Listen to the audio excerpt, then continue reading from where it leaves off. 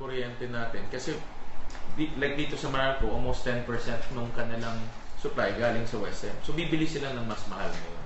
So possible nga sana refurbishment. We have to study it carefully.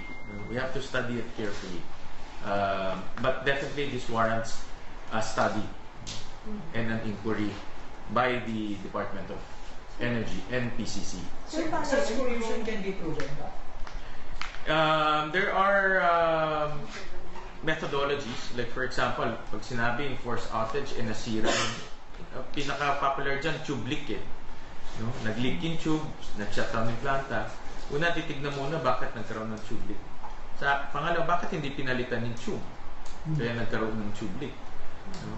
So, these are the things that the DOE and TCC should look at. No? Because ayaw natin magkaroon ng cloud of doubt pagdating sa management ng mga planta.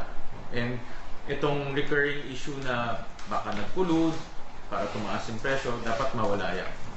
And the plant should, itong mga power plants, should submit a report to the DOE precisely kung ano nangyari, bakit nawala 1,400 megawatts of power. Or the record pollution between them? It can be among themselves, among the power plants. I'm not saying may collusion, but definitely it needs an inquiry. Ang laki nang nawala eh. Sobrang laki ang nawalang supply. So,